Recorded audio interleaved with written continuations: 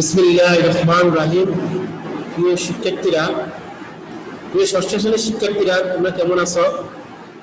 আশা করি ভালো আছো এবং তোমাদের পড়ালেখা চালিয়ে যাচ্ছ।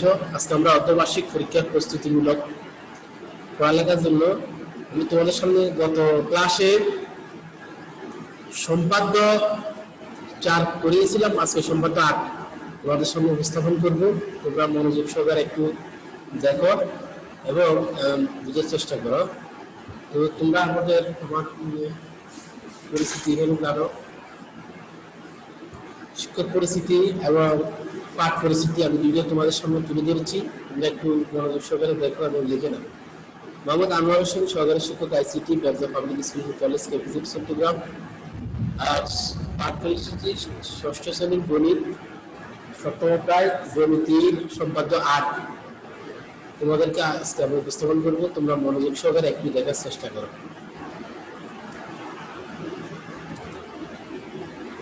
চিত্রগুলো লক্ষ্য করো এবং বলো এটা কিসের চিত্র। তারপরে হচ্ছে এটা একটি রশ্মি, ঠিক আছে। এটা কোন ধরনের চিত্র? সরল রেখা।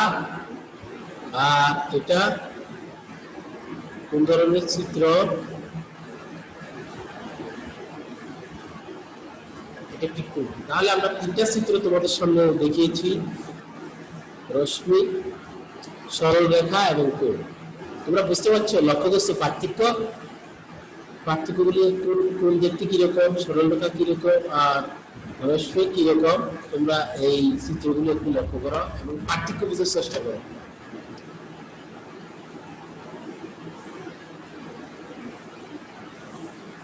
তাহলে আজকের পাঠ হচ্ছে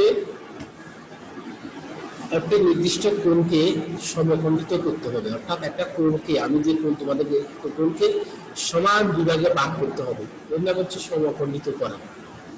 সমান বিভাগে কি করা? ভাগ করা। তো এই কাজটা আমরা কিভাবে করব, কোন পদ্ধতিতে করব,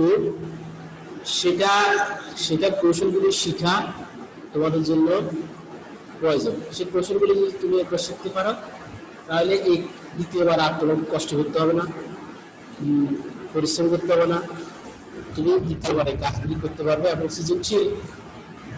সৃজনশীলের প্রশ্নের মধ্যে আমরা একটা নির্দিষ্ট কোণকে সমখণ্ডিত করো এরকম যদি আসে তুমি প্রশ্ন উত্তর দিতে পারবে।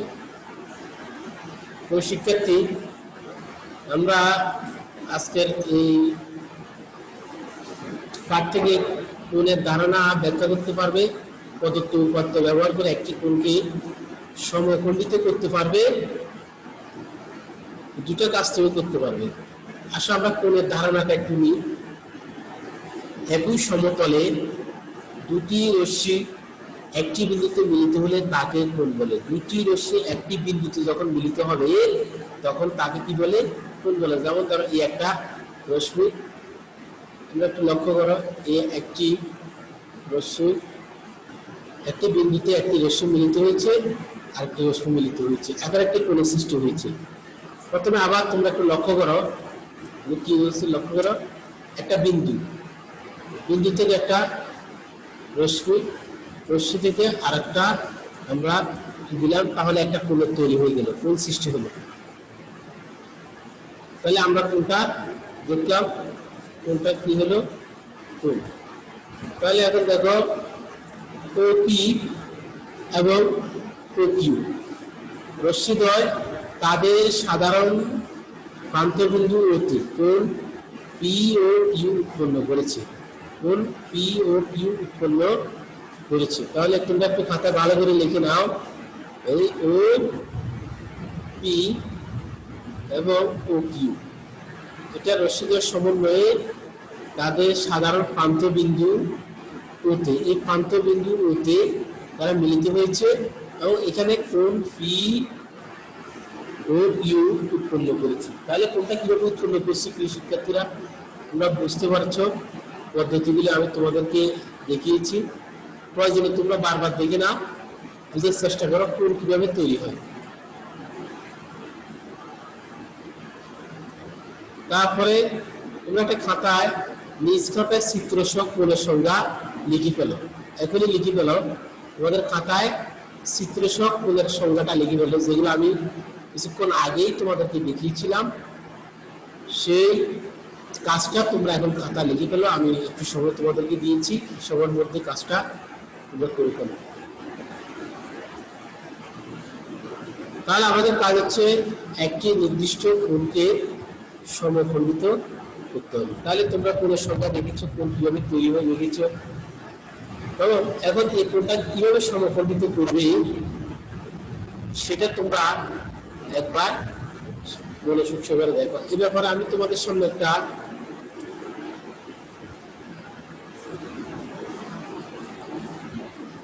একটা ভিডিও উপস্থাপন করবো। তোমরা একটু ভালোভাবে ভিডিওটাও দেখে নাও, তাহলে তোমাদের সামনে কিন্তু আরো পরিষ্কার হয়ে যাবে।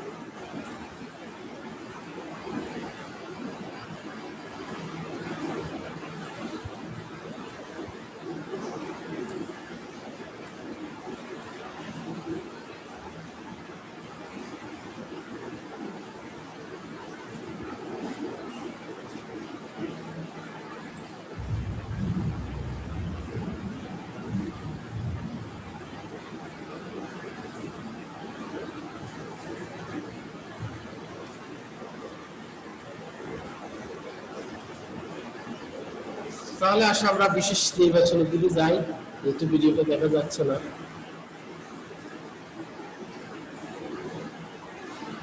তাহলে মনে করি, তোমরা একটু লক্ষ্য করো, মনে করি বি এ সি একটি নির্দিষ্ট কোণ, বি এ সি একটি নির্দিষ্ট কোণ, রুলার কম্পাসের সাহায্যে কোণটিকে সমখণ্ডিত করতে হবে। তাহলে কিভাবে আমরা করব সেই কাজটা তোমরা একটু মনোযোগ সহকারে দেখতে থাকো। প্রথম ধাপটা তোমরা একটু লক্ষ্য করো। প্রথম ধাপ কোণ বি এ সি। তাহলে কোণ বি এ সি আমরা অঙ্কন করলাম। অঙ্কন করার পরে আমরা তোমাদের জ্যামিতির যে কাটা কম্পাস আছে, পেন্সিল কম্পাস আছে, ওটা নেবে। এখানে বিন্দুতে, ঠিক এই প্রান্ত বিন্দুতে কাটা কম্পাসের একটি কাটা এখানে ধরবে। ধরার পরে ঠিক এইভাবে ব্যাসার্ধ নিয়ে একটা দাগ দিবে। দাগটা হবে এম এবং এন। তাহলে ব্যাসার্ধ নিয়ে তুমি দাগ দিলে কাটা কম্পাস ধরে তোমার ইচ্ছা মতো, এখানে কোনো মাপ দরকার নয়।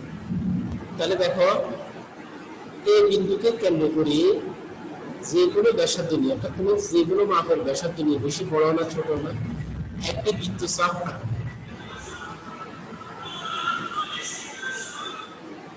তাহলে একটি বৃত্তচাপ আঁকি।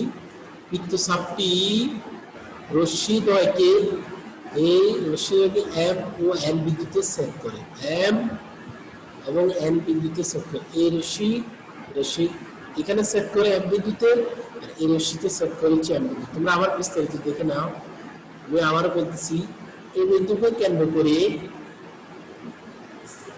যে কোনো ব্যাসার্ধ নিয়ে একটি বৃত্তচাপ আঁকি। বৃত্তচাপটি রশ্মিদ্বয় মানে তোমরা জানো, রশ্মিটা হচ্ছে এ সি এবং A B. AC N K ছেদ করছে, আর এ বি এম কে ছেদ করছে। তার মানে এম এন বিন্দুকে ছেদ করে। তারপরে দ্বিতীয় ধাপে আমরা আসি। আমরা আবারও কাটা কম্পাসটা হাতে নিব। এই যে এম এর যে বিন্দুটা আছে, এই যে তোমরা এম দেখছো, এম এর যে বিন্দু আছে, সেখান থেকে আমরা আরেকটা বৃত্তচাপ ব্যাসার্ধ নিব, এম থেকে নিব। তারপরে এম এন থেকে নিব। এম বিন্দুকে কেন্দ্র করে এম এন অর্ধেকের বেশি ব্যাসার্ধ নিয়ে একটি বৃত্তচাপ আঁকি।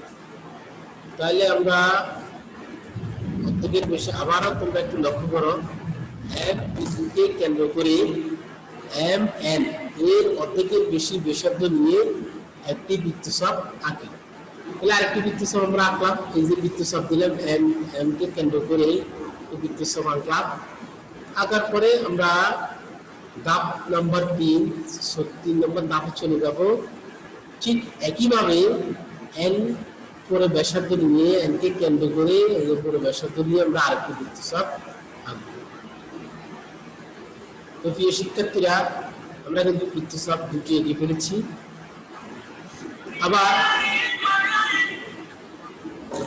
আবার এন বিন্দুকে কেন্দ্র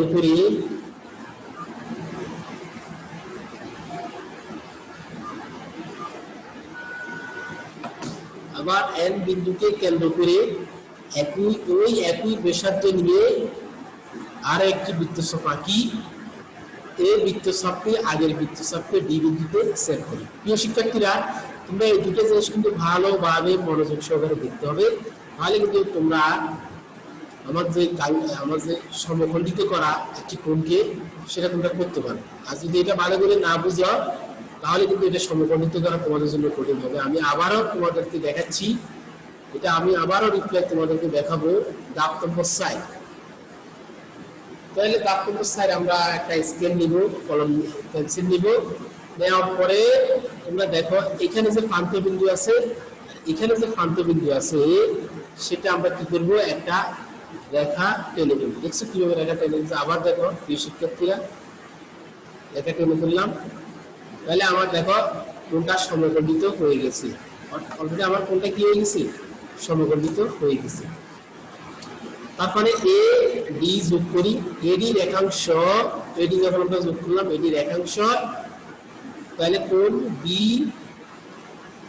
এ সি সমখণ্ডিত, অর্থাৎ কোণ বি এ সি কে সমখণ্ডিত আমরা করে ফেলছি। তাহলে করে যখন ফেলছি তখন আমার কাজ 2। তোমাদেরটা আমি আরেকটা কাজ প্রথমে দিলাম, আরেকটা কাজ এখন দিব। সাদার সাহায্যে 60 ডিগ্রি কোণ অঙ্কন করবে। তোমাদের জ্যামিতিতে যে সাদা আছে সেখানে তুমি 60 ডিগ্রি কোণটা অঙ্কন করবে। অঙ্কন করে রুলারের সাহায্যে, কম্পাসের সাহায্যে সমখণ্ডিত করবে। এটা তোমাদের বাসার কাজ। অবশ্যই তোমরা বাসায় কাজ কি করবে, কাজ কোনো একটা কাজ দিচ্ছি, আরেকটা কাজ অবশ্যই তোমাদেরকে দিয়েছি। তো আমি প্রিয় শিক্ষার্থীরা তোমাদেরকে আবার প্রথম ধাপে নিয়ে যাব। এই কাজটা তোমাদেরকে আমি আবার একটু রিপ্লাই করবো। অর্থাৎ যে সমস্ত স্টুডেন্ট তোমরা বুঝতে পেরেছ তাদের জন্য তো আবার দেখলে আরো ভালো হবে। আর যারা এখনো বুঝতে পারেনি, অর্থাৎ আমাদের কিছু শিক্ষার্থী আছে একটু বুঝতে অসুবিধা হচ্ছে, তাদের জন্য আমি ব্যাপারটা আবার রিপ্লাই করে দেখাচ্ছি, যাতে তোমরা ক্লাসটা একটু ভালোভাবে মাথা ঢুকাতে পারো। তো আমি ধাপ নম্বর 1 বলছিলাম যে একটি কোণকে সমখণ্ডিত করতে হবে। অর্থাৎ এই কোণকে সমখণ্ডিত করতে হলে কি কি কাজ করতে হবে? প্রিয় শিক্ষার্থীরা, তোমরা জানো সৃজনশীল প্রশ্ন কিন্তু কখনো এটা থাকবে একটা কোণকে সমখণ্ডিত করা। তো কোণকে সমখণ্ডিত তুমি যদি একবার এই কাজটি শিখতে পারো, তুমি পরবর্তীতে এই কাজটি তোমাদের জন্য একদম সহজ হবে। আমি আবারও দেখতেছি ধাপ নম্বর 1, সেখানে আমি প্রথম থেকে তোমাদেরকে নিয়ে আসতেছি। প্রথম থেকে নিয়ে আসতে একটি কোণ আমি আগে থেকে এঁকে রেখেছি। সেটা বি এ সি, একটা কোণ বি এ সি, এটা একটা কোণ। তাহলে এই আমাদের কাজ হচ্ছে কি, কোনটা কিভাবে আমরা সমখণ্ডিত করব সেটাই আমরা আজকে আলোচনা করছি। তাহলে প্রথমে আসো আমরা একটা পেন্সিল কম্পাস নিব। তোমাদের জ্যামিতি বক্সে পেন্সিল কম্পাস আছে, যারা এগুলো পেন্সিল কম্পাস করো নাই তারা একটু চেষ্টা করো, আশা করি ইনশাল্লাহ হয়ে যাবে। তাহলে এই যে আমরা একে কেন্দ্র করি, দেখো একে কেন্দ্র করে আমরা একটি ব্যাসার্ধ নিব, ইচ্ছা মতে বেশি না কমন একটি ব্যাসার্ধ নিয়ে আমরা একটা বৃত্তচাপ তৈরি করব, যা এম এবং এন বিন্দুতে ছেদ করে।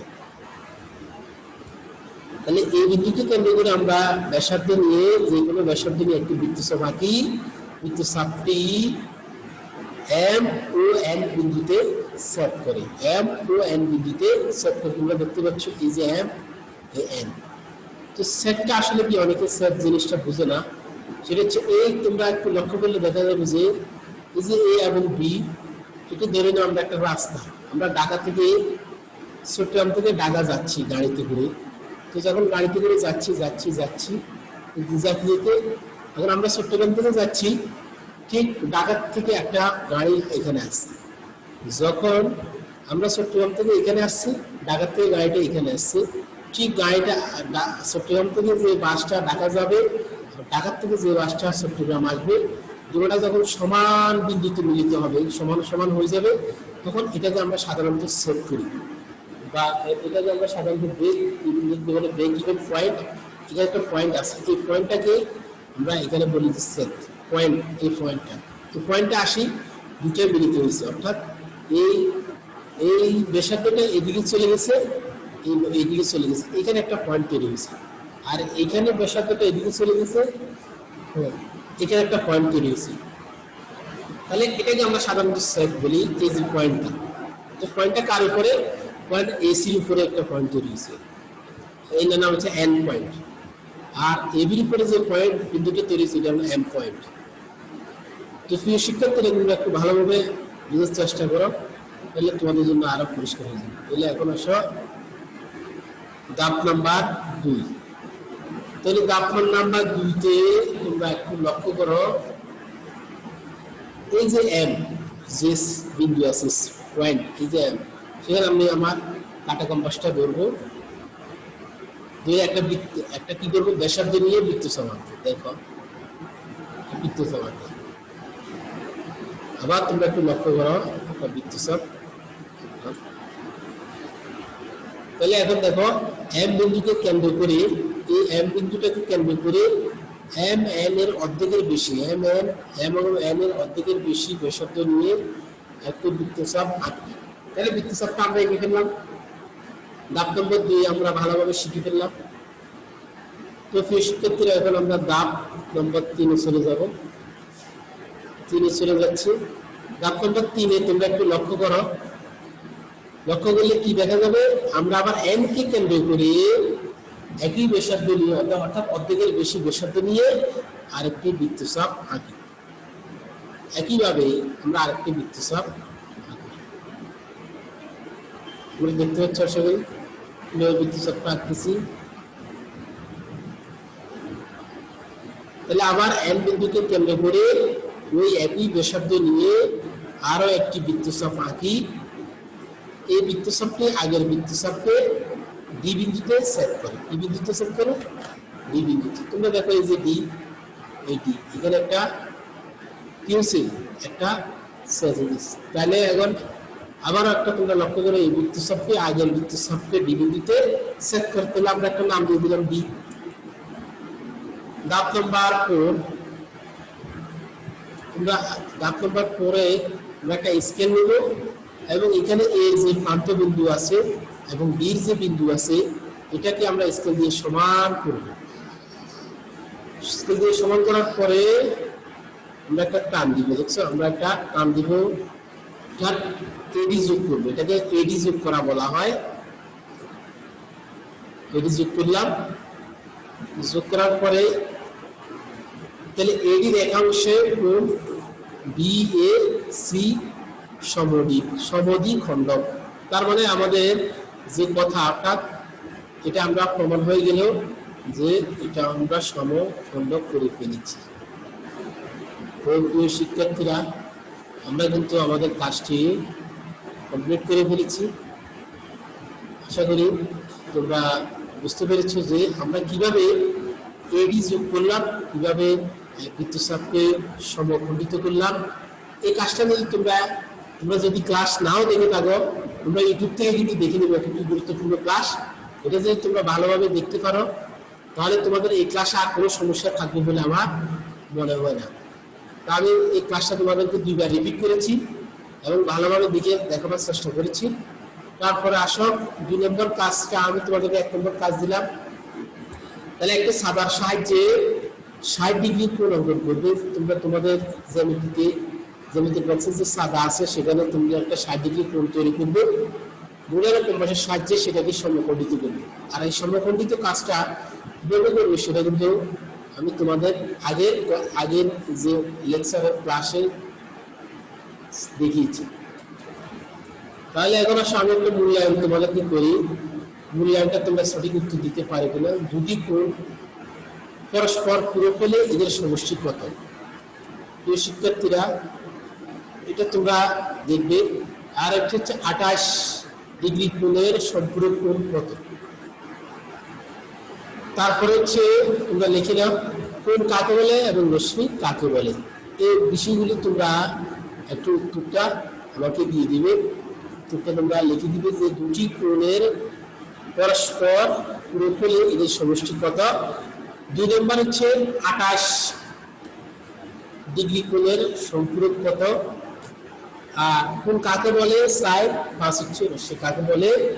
এটা তোমরা খাতা লিখে রাখো যাতে আমরা পরবর্তী তোমাদের কাছ থেকে লিখতে পারি। আর এই কাজটা তোমরা লিখে নাও। এটি যে আমরা সব অতিক্রম করে এসেছি। 30 ডিগ্রি কোণের পূরক কোণকে রুলারের কম্পাসের সাহায্যে সমকলিত করো। 30 ডিগ্রি কোণের পূরক কোণকে রুলার এবং কম্পাসের সাহায্যে সমকলিত করতে। আমরা টোটাল যে কাজটা এখন দেখিয়েছি ধাপ 1 2 3 4, তোমরা যদি ধাপ এবং 1 2 3 4 একটু ভালোভাবে লক্ষ্য করো তাহলে কিন্তু তোমরা এই কাজটা খুব সুন্দরভাবে করতে পারবে। তো প্রিয় শিক্ষার্থীরা, আমরা একে একে সব কাজ শেষ করে ফেলেছি। ধাপ তোমরা একটু বাসা এই সম্পাদ্য 8 একটু মনোযোগ সহকারে দেখবে। আর সবাই ভালো থাকবে, সুস্থ থাকবে। সবাই আমার জন্য দোয়া করবে। তোমরা নামাজ আদায় করবে, সবাই সবার জন্য দোয়া করবে।